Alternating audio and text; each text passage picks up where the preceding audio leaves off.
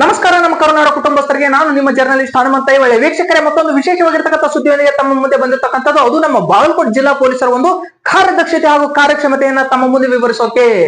ಹೌದು, ನಮ್ಮ ಬಾಗಲಕೋಟೆ ಜಿಲ್ಲಾ ಪೊಲೀಸ್ ಅದ್ಭುತವಾಗಿರ್ತಕ್ಕಂಥ ತಮ್ಮ ಒಂದು ಕ್ರಿಯಾಶೀಲತೆಯನ್ನ ಕಾರ್ಯವೈಖರಿಯನ್ನ ತೋರಿಸ್ತಾ ಇರ್ತಕ್ಕಂಥ ಮುಂದೆ ನಾನು ಪ್ರಸ್ತುತಪಡಿಸ್ತಾ ಇದ್ದೀನಿ. ವೀಕ್ಷಕರೇ, ನಮ್ಮ ಬಾಗಲಕೋಟೆ ಜಿಲ್ಲೆಯಲ್ಲಿ ಇರ್ತಕ್ಕಂಥ ಬಾಗಲಕೋಟೆ ಹಳೆ ಪಟ್ಟಣದ ಏನು ಕುಂಬಾರಮಡು ಓಣಿಯಲ್ಲಿ ಒಂದು ವಿಶೇಷವಾಗಿರ್ತಕ್ಕಂತಹ ಪ್ರಕರಣವನ್ನ ಬಾಗಲಕೋಟೆಯ ಶಹರ್ ಪೊಲೀಸ್ ಠಾಣೆಯ ಪೊಲೀಸರು ಭೇದಿಸಿರ್ತಕ್ಕಂಥದ್ದು.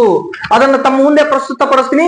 ಹೇಗೆಲ್ಲ ಅವರು ತಮ್ಮ ತನಿಖೆ ಮೂಲಕ ಅಲ್ಲಿ ಆಗಿರ್ತಕ್ಕಂಥ ಒಂದು ಕಳ್ಳತನವನ್ನ ಭೇದಿಸಿದ್ರು.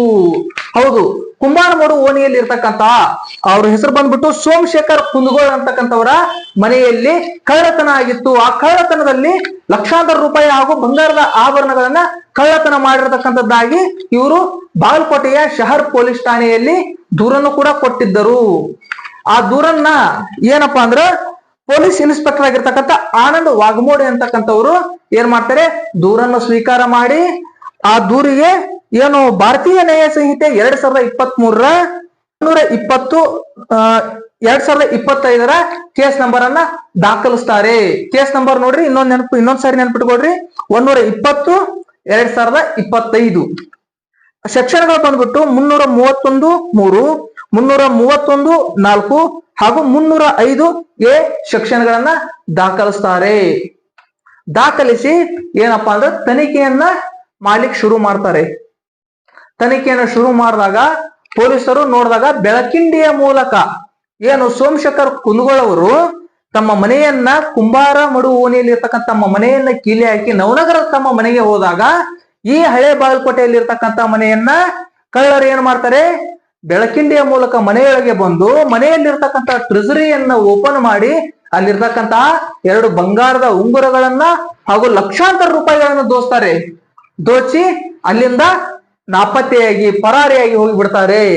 ಮನೆಗೆ ಬಂದಾಗ ಅವರ ಮನೆ ಕಳ್ಳತನ ಆಗಿರ್ತಕ್ಕಂಥದ್ದನ್ನು ಅರಿತಿರ್ತಕ್ಕಂತಹ ಏನು ಸೋಮಶೇಖರ್ ಕುಂದಗೋಳ್ ಅವರು ಬಾಗಲಕೋಟೆಯ ಶಹರ್ ಪೊಲೀಸ್ ಠಾಣೆಗೆ ಹೋಗ್ಬಿಟ್ಟು ಅಲ್ಲಿ ಪ್ರಕರಣವನ್ನ ದಾಖಲಿಸ್ತಾರೆ. ಪ್ರಕರಣವನ್ನ ಸ್ವೀಕಾರ ಮಾಡಿರ್ತಕ್ಕಂಥವ್ರು, ದೂರನ್ನ ಸ್ವೀಕರಿಸಿಕೊಂಡಿರ್ತಕ್ಕಂಥವ್ರು, ದಾಖಲಿಸಿಕೊಂಡಿರ್ತಕ್ಕಂಥವ್ರು ಯಾರಪ್ಪ ಅಂದ್ರೆ ಪೊಲೀಸ್ ಇನ್ಸ್ಪೆಕ್ಟರ್ ಆಗಿರ್ತಕ್ಕಂಥ ಆನಂದ್ ವಾಘಮೋಡೆ ಅವರು.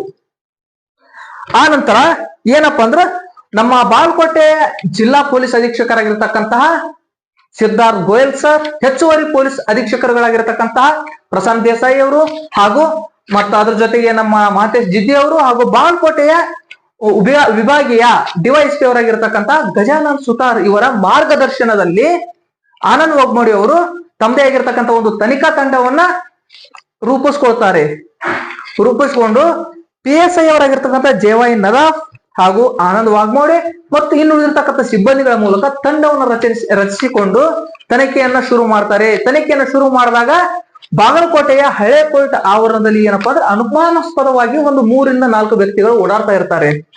ಸೊ ಅನುಮಾನ ಬಂದು ಅವ್ರನ್ನ ಹಿಡಿದು ವಿಚಾರಿಸಿದಾಗ ಏನಾಗತ್ತಪ್ಪ ಅಂದ್ರ ಅಲ್ಲಿ ಇವ್ರು ಕಳ್ಳತನವನ್ನ ಮಾಡಿರ್ತಕ್ಕಂಥದ್ದು ಗೊತ್ತಾಗುತ್ತೆ. ಅವರು ಏನ್ ಮಾಡ್ತಾರಪ್ಪ ಅಂದ್ರ ಅನುಮಾನಾಸ್ಪದ ವ್ಯಕ್ತಿಗಳು ಒಪ್ಕೊಳ್ತಾರ. ಹಾಗಾದ್ರೆ ಆ ಅನುಮಾನಾಸ್ಪದ ವ್ಯಕ್ತಿಗಳು ಯಾರ್ಯಾರು ಬನ್ನಿ ನೋಡೋಣ.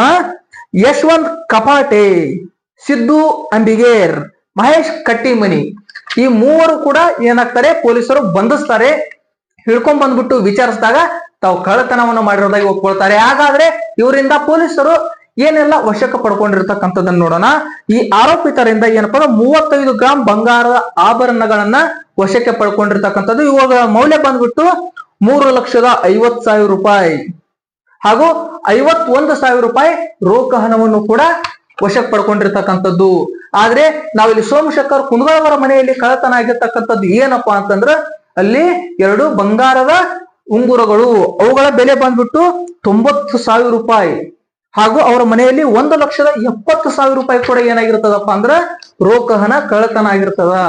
ಅಲ್ಲಿ ಕಳ್ಳತನ ಆಗಿರ್ತಕ್ಕಂಥದಕ್ಕೂ ಮತ್ತು ಇಲ್ಲಿ ಸಿಕ್ಕಿರ್ತಕ್ಕಂಥದಕ್ಕೂ ಇಲ್ಲಿ ವ್ಯತ್ಯಾಸಗಳನ್ನ ನೀವು ನೋಡಬಹುದು. ಅದನ್ನ ನಾನು ತಮ್ಮ ಮುಂದೆ ಪ್ರಸ್ತುತವನ್ನು ಕೂಡ ಪಡಿಸಿರ್ತಕ್ಕಂಥದ್ದು. ಆ ನಂತರ ಪೊಲೀಸರು ಇವರನ್ನ ಹಿಡಿದು ಏನ್ ಮಾಡ್ತಾರೆ, ನ್ಯಾಯಾಂಗ ಬಂಧನಕ್ಕೆ ಒಪ್ಪಿಸ್ತಕ್ಕಂಥ ಒಂದು ಕೆಲಸವನ್ನು ಮಾಡ್ತಾರೆ. ಕೆಲಸ ಆದ ತಕ್ಷಣ ಇನ್ನು ಉಳಿದಿರ್ತಕ್ಕಂಥವ್ರು ಯಾರಾದ್ರೂ ತಮ್ಮ ಜೊತೆ ಭಾಗವಹಿಸಿದ್ರು ಅಂತ ಹೇಳ್ಬಿಟ್ಟು ಇವ್ರನ್ನ ವಿಚಾರಿಸಿದಾಗ ಇನ್ನಿಬ್ಬರು ಏನಾಗ್ತಾರಪ್ಪ ಅಂದ್ರ ಅಲ್ಲಿ ಪರಾರಿಯಾಗಿರೋದನ್ನ ಇವ್ರು ತಿಳಿಸ್ತಾರೆ.